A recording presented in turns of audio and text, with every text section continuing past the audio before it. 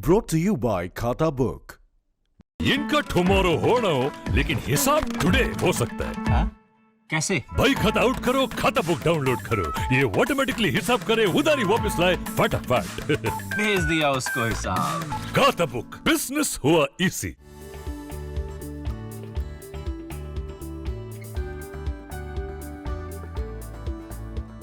लोकसभा अध्यक्ष ओम बिरला ने जानकारी देते हुए बताया है कि नए संसद भवन का भूमि पूजन 10 दिसंबर को दोपहर 1 बजे पीएम मोदी द्वारा किया जाएगा। ओम बिरला ने पीएम मोदी के आवास पर पहुंचकर उन्हें भूमि पूजन कार्यक्रम में मुख्य अतिथि बनाने के लिए आमंत्रित किया। दरअसल वर्तमान संसद भवन के पास नए संसद भवन का निर्माण किया जा रहा है।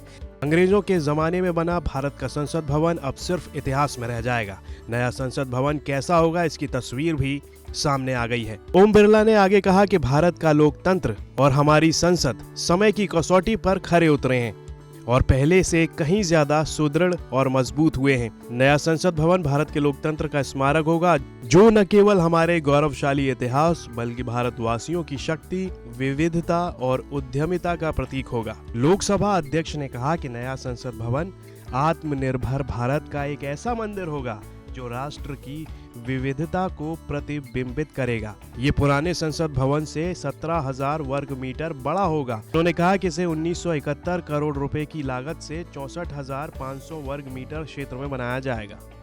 टाटा प्रोजेक्ट्स लिमिटेड को नए संसद भवन के निर्माण का ठेका दिया गया है।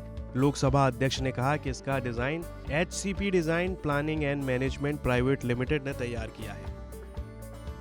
इस क्षेत्र के आसपास घेरा बनाने और निर्माण प्रक्रिया के दौरान वायु और ध्वनि प्रदूषण के नियंत्रण के लिए किए जाने वाले विभिन्न उपायों के बारे में विस्तार से जानकारी दी गई। बता दें कि नए संसद भवन का डिजाइन अहमदाबाद के Messrs HCP design and management private limited ने अगले 100 साल की जरूरतों को ध्यान में रखते हुए तैयार किया है। चूंकि नई दिल्ली और इसके आसपास के इलाके भूकंप क्षेत्र 5 में आते हैं, इसलिए नए भवन निर्धारित दिशा निर्देशों के अनुसार भूकंप से सुरक्षा के लिए पर्याप्त उपायों की व्यवस्था की जा रही है। आजादी के 75 साल पूरे होने पर हम नए संसद भवन में दोनों सदनों के सत्र की शुरुआत करेंगे।